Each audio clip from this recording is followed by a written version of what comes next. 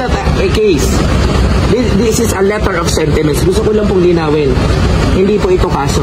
Letter of sentiments po ito para marinig po ng ICI kung anong gusto namin sabihin. I think, hindi lang naman, mula ngayon, hindi lang ako ang gagawa nito for magpapasa ng letter of sentiments. Kung naniniwala naman tayo na malinis ang ating konsensya, of course, sa tulong ng Diyos, diba?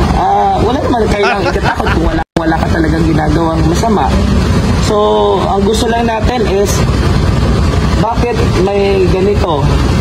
Although, nasa news na ito, nasa internet na to, na makikita nyo. So, tingin ko kailangan talaga. Hindi, kung wala naman tinatago, bakit kailangan natin matakot? Ako, mga kababayan, personal ko lang namang opinion to. Oo. Parang parang nakakakuha ako dito ng SMNI vibes. Kung sinabi niya na ang issue, yung sa Pasig River Revival, pwede mo pang i-connect eh. Or kung hindi ba naman kayo isang inutil at kalahati, sana nag-double down kayo dun sa film center or film something na katrabaho ang Diskaya. Diba? Bakit yung pinasok sa flood control? Obvious na walang connection sa flood control si FN. Natuto na naman sa akin ng mga DDS. Ang sabi, ICI urged to probe alleged Lisa Marcos Maynard Ngu ties in flood control mess. So ngayon, may bago na naman silang drama. I'm getting na dito eh. Nakakuha ako dito ng Gutesa vibes. Parang ang weird ng feeling na meron na naman silang tanim witness. Of course, yung attachment sa letter namin ay ang gusto namin is maimbestigahan si Maynard Ngu na nawala na sa balita ilang buwan na may kinalaman kay First Lady Araneta Marcos. So naniniwala kami na kailangan imbestigahan talaga. Pero sir, sabi ba ng ICI, ready sila daw na imbestigahan si First Lady? As of now po, nire-review pa nila yung letter of sentiments. This is not a case.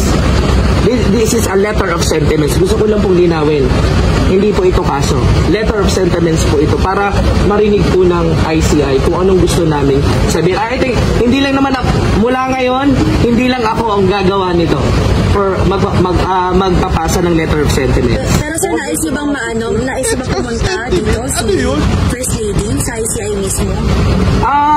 Ako, sa tingin ko, kung dapat naman, kung ako ang tatanungin mo, personal kong opinion to, kung naniniwala naman tayo na malinis ang ating konsensya, of course, sa tulong ng Diyos, diba? Wala naman kailangan ikatakot kung wala ka talagang ginagawang masama. So, ang gusto lang natin is, bakit may ganito? Although, nasa news na ito, nasa internet na to, na makikita nyo. So, tingin ko kailangan talaga. Hindi, kung wala naman tinatago, bakit kailangan natin matakot? Ako, mga kababayan, personal ko lang namang opinion to. Oo. Parang parang nakakakuha ako dito ng SMNI vibes. Tapos natawa ako doon, nabasa ko sa isang article, sabi niya, ito daw kanyang act is not politically motivated kasi siya daw ay hindi kakamping, siya daw ay hindi loyalista, siya daw ay hindi DDS. Ano lang daw siya? Isa lang daw siyang mamamayang Pilipino. Wow!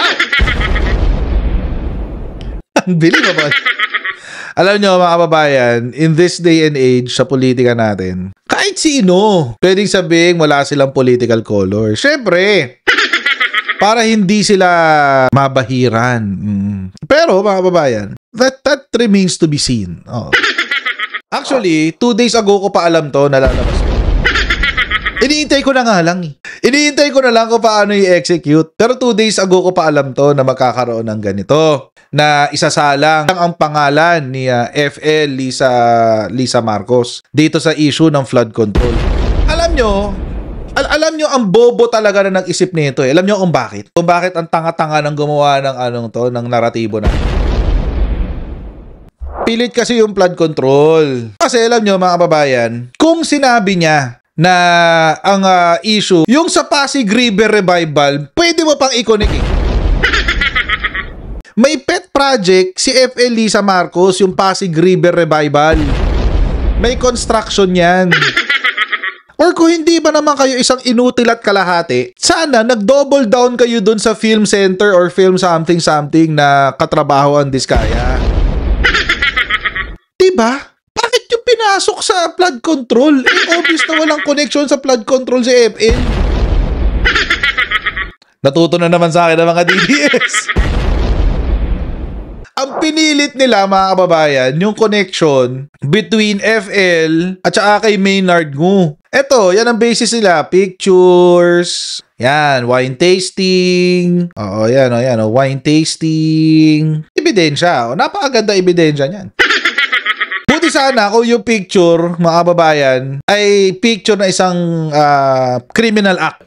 Oo, wala problema. Pero yung picture na pinapakita nila, mga kababayan, puro social gatherings. Alam nyo, mga kababayan, kung picture lang naman ng ebidensya ng krimen, edi kumpirmado na pala natin yung connection ni Rodrigo Duterte sa Pogo, di ba? Kasi may picture sila ni Alice Go. Kung picture lang ang basihan natin, mga kababayan, edi kumpirmado din na si Rodrigo Duterte ay protector ng drug lord.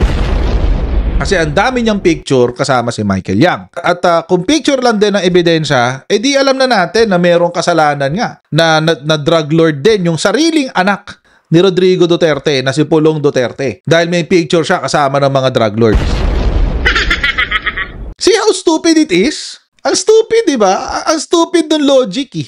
Ang nakakatawa pa doon, mga kababayan, sentiment. Oh, we're just expressing a sentiment. Nakikita ko na ako saan papunta to eh. Paano nga ba naipasok si Maynard Ngu? Si Maynard Ngu po ay naipasok nung siya ay nilaglag ni Yusek Bernardo.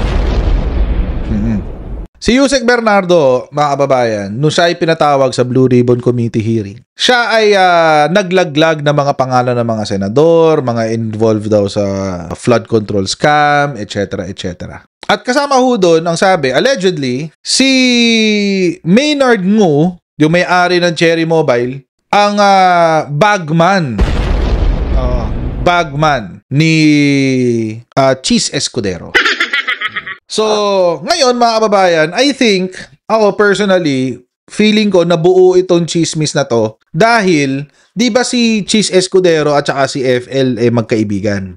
Inamin nun nila yan. Naalala nyo nung si FL ay kinuha yung champagne glass ni Cheese Escudero? Tapos sinabi ni Cheese Escudero, well, okay lang yun, matagal na kami magkaibigan ni FL eh. Matagal na kami magkaibigan ni FL Lisa Marcos. Ganyan.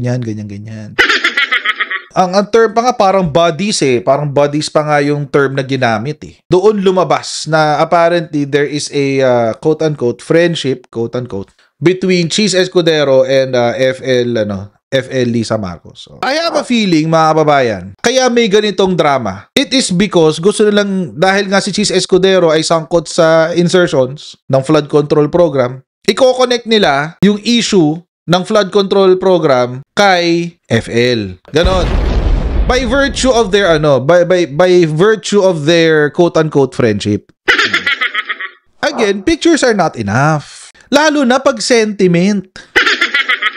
You're not even alleging anything in a sentiment. Buti sana kung nag-file siya, let's say, I'm a witness sa isang flood control scam. Ito nga ang sworn statement. Gusto ko mag-volunteer sa ICI na isang witness. Yun. Tapos may sworn statement siya.